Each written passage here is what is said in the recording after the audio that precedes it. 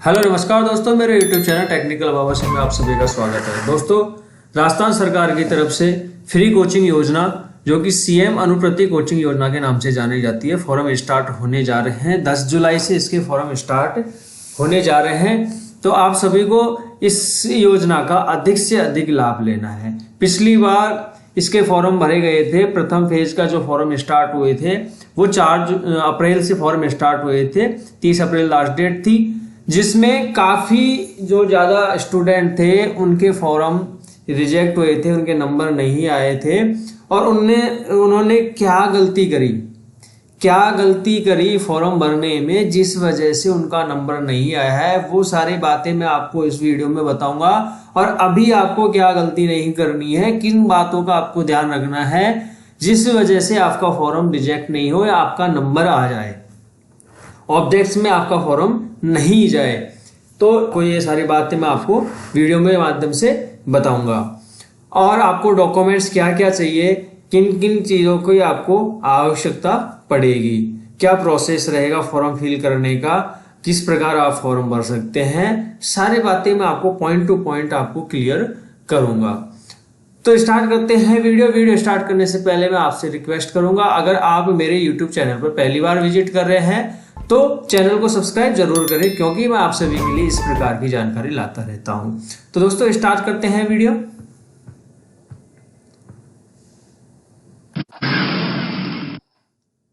मुख्यमंत्री अनुप्रति कोचिंग योजना 2023 की संपूर्ण जानकारी आज हम वीडियो के माध्यम से आपको बताने जा रहे हैं। मुख्यमंत्री अनुप्रति कोचिंग योजना द्वितीय चरण के आवेदन 10 जुलाई से शुरू हो रहे हैं। मुख्यमंत्री अनुप्रति कोचिंग योजना के दूसरे चरण के आवेदन जो है, इसके लिए पोर्टल 10 जुलाई से खोला जा रहा है। सामाजिक न्याय एवं अधिकारिता मंत्री टीकाराम जूली ने बताया कि प्रथम चरण के अभ्यर्थियों के लिए ऑनलाइन आवेदन 4 से 30 अप्रैल तक आमंत्रित किए गए थे। आवेदन पत्रों के नियमानुसार अभ्यर्थी की प्रोविजनल मेरिट सूची जारी कर दी गई थी। अब द्वितीय चरण के लिए पोर्टल प्रारंभ किया जाएगा। सामाजिक न्याय एवं अधिकारिता मंत्री टीकाराम जूली, अब ये जीके का क्वेश्चन बन गया है आपका कि सामाजिक न्याय एवं अधिकारिता मंत्री कौन है? टीकाराम जूली। तो ये जीके का क्वेश्चन आपको याद रखना है। दूसरा, आपका द्वितीय चरण के फॉर्म स्टार्ट होने जा रहे हैं 10 जुलाई से, ये बात आप ध्यान रखना है। समय बहुत कम रहेगा आपके पास। इसका जो फॉर्म भरने का जो टाइम देती है गवर्नमेंट, वो बहुत कम देती है। तो आपको आज ही आपके डॉक्यूमेंट्स वगैरह जो भी आपके पास नहीं है वो सारे आपको तैयार कर लेने हैं, जो मैं आपको बताऊंगा वीडियो में।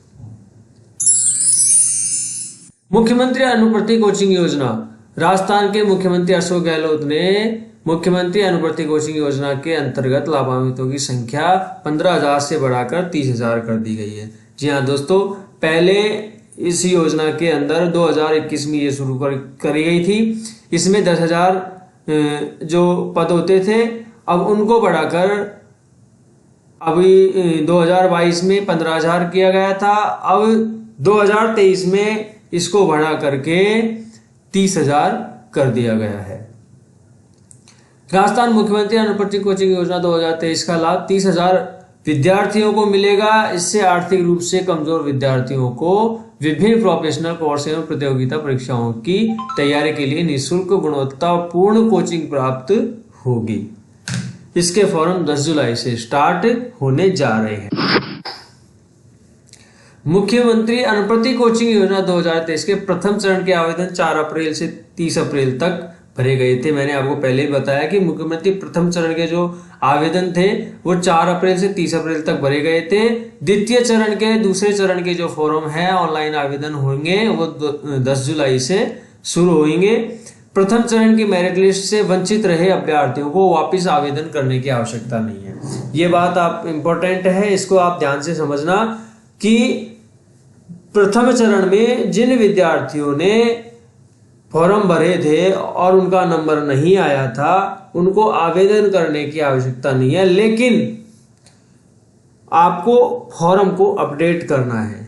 मान लीजिए आपने पहले फॉर्म भरा था कांस्टेबल की तैयारी के लिए, आपने फॉर्म भरा था कांस्टेबल या अधीनस्थ विभाग जो भी आपने जो भी कोर्स था आपका उसके लिए आपने फॉर्म भरा था, लेकिन अभी आप अगर उसको अपडेट नहीं करेंगे और आप किसी और विभाग के अंदर आप कोचिंग करना चाहते हैं, किसी और तैयारी करना चाहते हैं, तो आपको उसको अपडेट करना जरूरी है। उसको अपडेट आप कर लीजिएगा और उसमें आपको फॉर्म भरने की आवश्यकता नहीं है। अपडेट आप उसको देख लेना, अपडेट का ऑप्शन आएगा तो अपडेट आप उसको कर लेना, ये विशेष ध्यान रखने की बात है।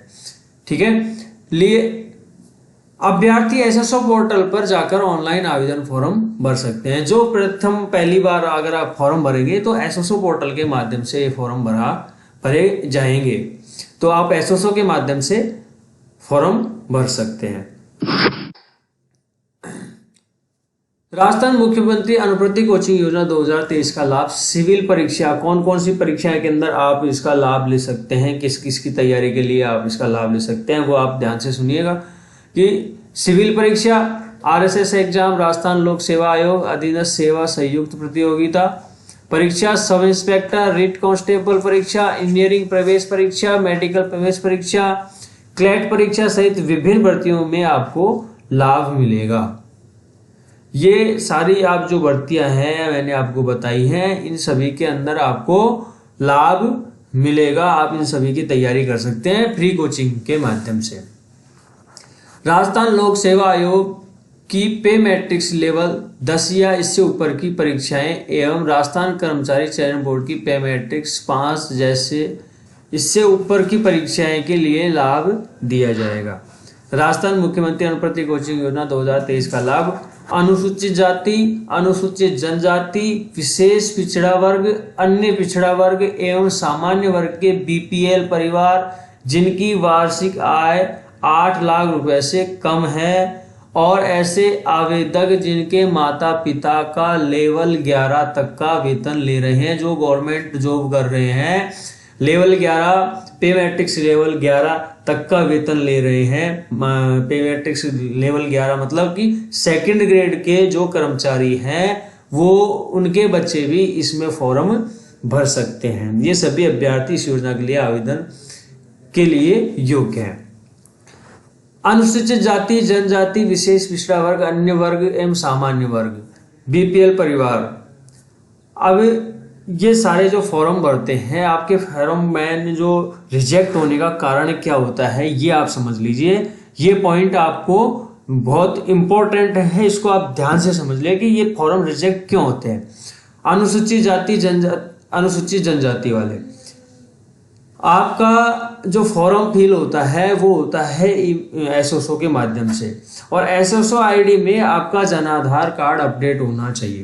पहली बार एसएसओ आईडी में आपका जनाधार कार्ड अपडेट होना चाहिए। जनाधार आपका अपडेट होगा तो जनाधार के अंदर आपके जाति, मूल और आय ये अपडेट होने चाहिए।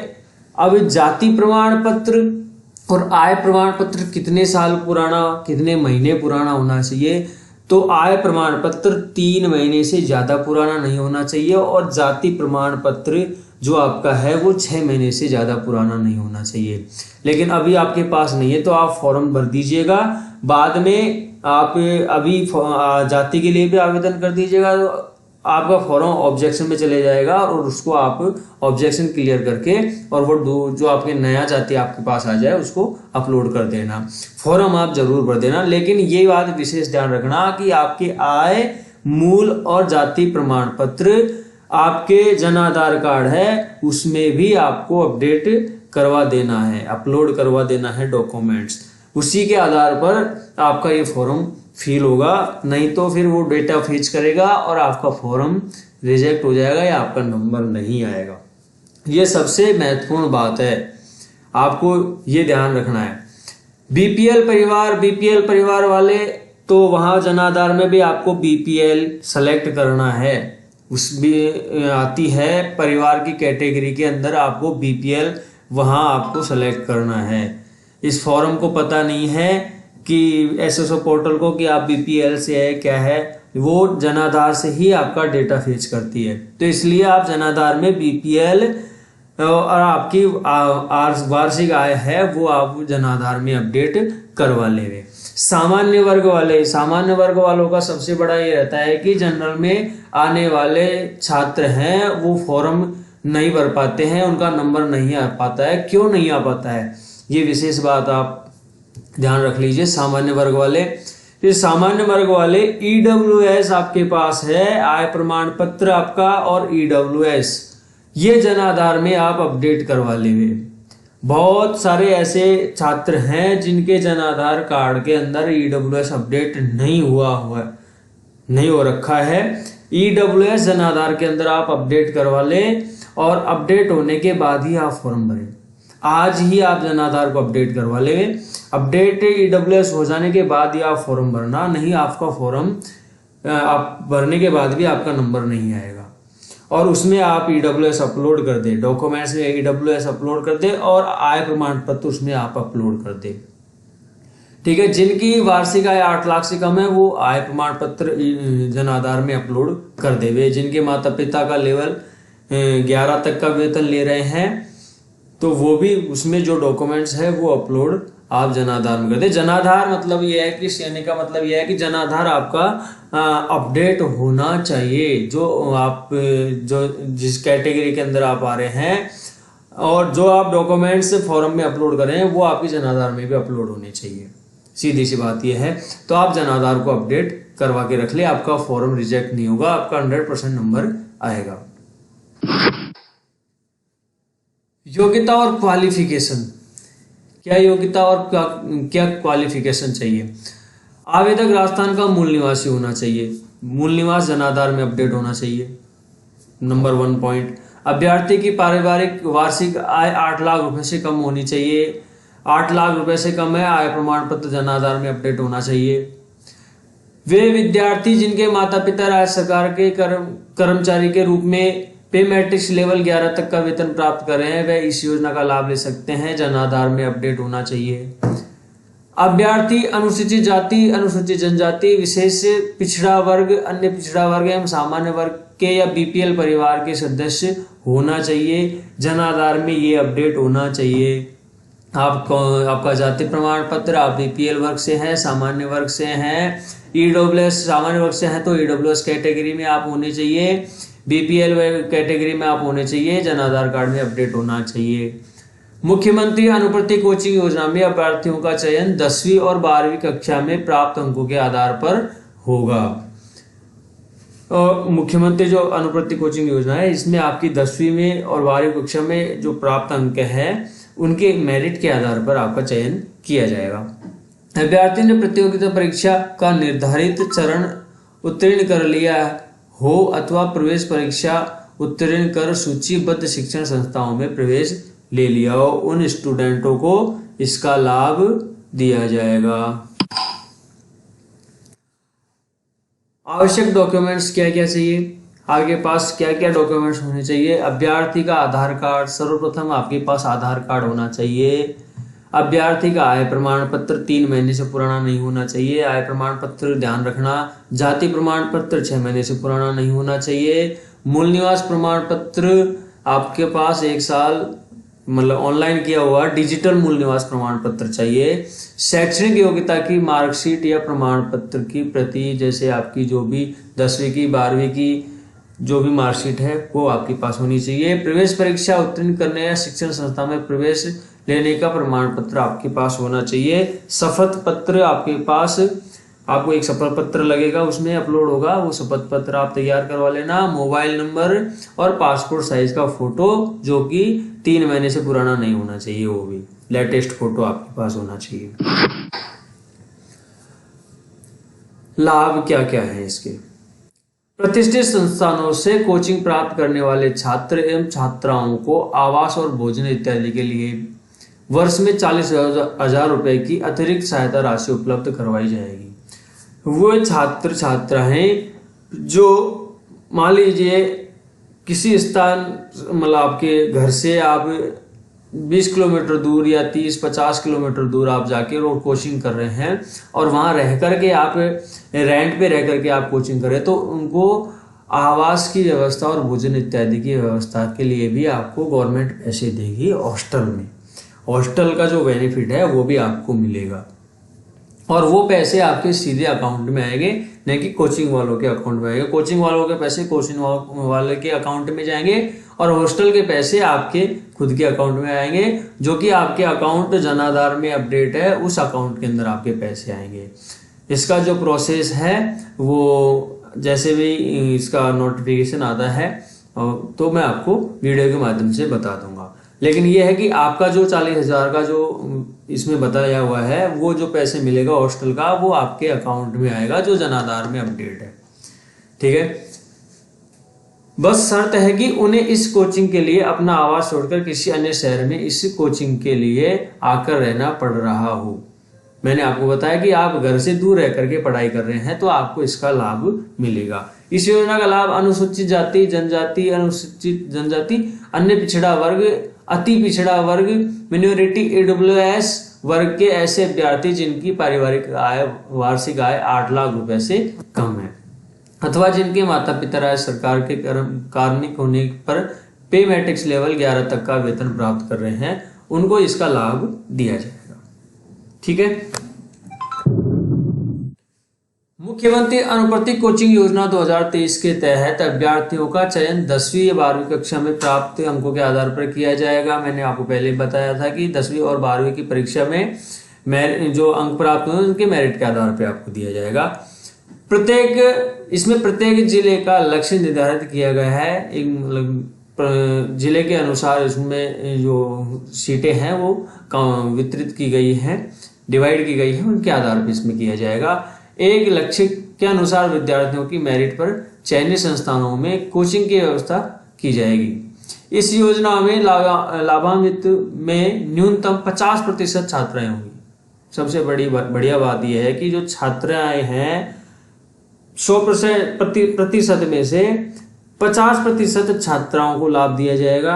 राजस्थान अनुप्रति कोचिंग योजना 2023 का संचालन ST वर्ग के लिए जनजाति क्षेत्रीय विकास विभाग एवं अल्पसंख्यक वर्ग के लिए योजना का संचालन अल्पसंख्यक मामलात विभाग द्वारा किया जाएगा।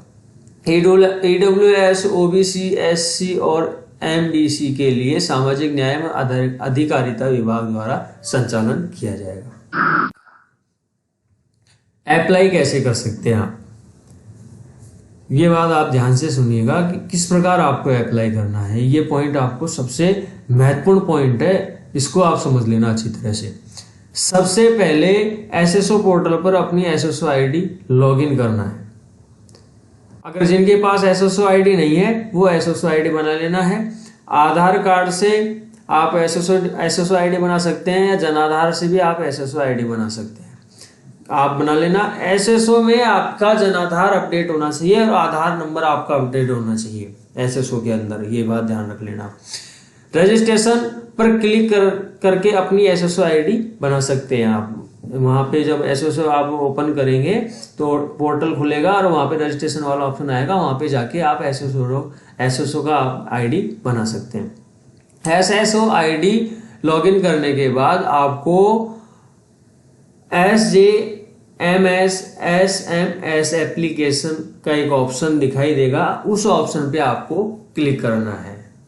सिटीजन जो एप्लीकेशन, बहुत सारी एप्लीकेशन आपको दिखेंगी, वहां पे आपको ये ऑप्शन दिखेगा, वहां आप इस पे क्लिक करके आप फॉर्म भर सकते हैं। इसके बाद आपको CM अनुप्रति कोचिंग योजना के लिंक पर क्लिक कर देना है। इसके बाद आपको इस स्कीम में अनुप्रति कोचिंग इसकी और लॉगिन टाइप में स्टूडेंट का चयन करना है। ठीक है, अनुप्रति कोचिंग ऑप्शन आएगा, इसमें अनुप्रति कोचिंग का आपको सेलेक्ट कर लेना है। फिर इसमें लॉगिन टाइप में आएगा स्टूडेंट को आपका सेलेक्ट कर लेना है।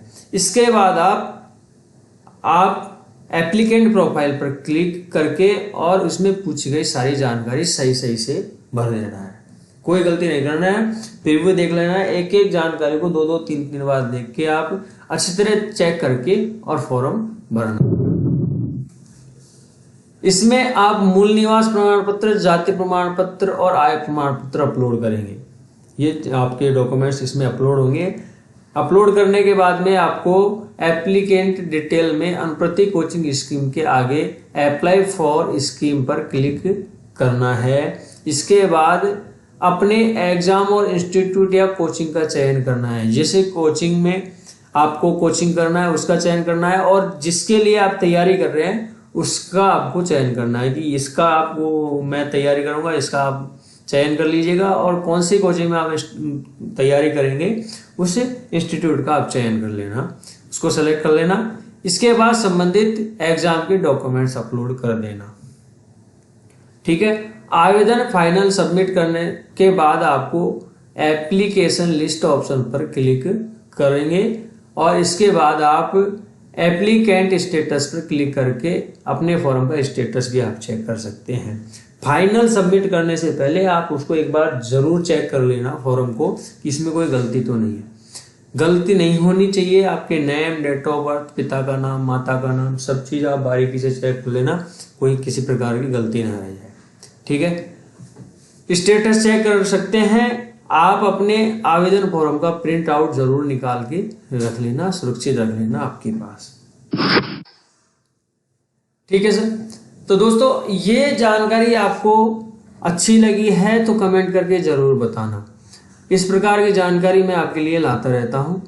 चैनल पे पहली बार आए हैं तो सब्सक्राइब जरूर कर देना, और विशेष बात ध्यान रखना कि जो मैंने फॉर्म में बताई है आपको जानकारी, वो उसको आपको दिमाग में अच्छी तरह से बैठा लेना है। किसी प्रकार की कोई गलती नहीं होनी चाहिए, और ध्यान से फॉर्म भरना है, अधिक से अधिक इसका लाभ लेना है। Thank you. जय हिंद, जय भारत।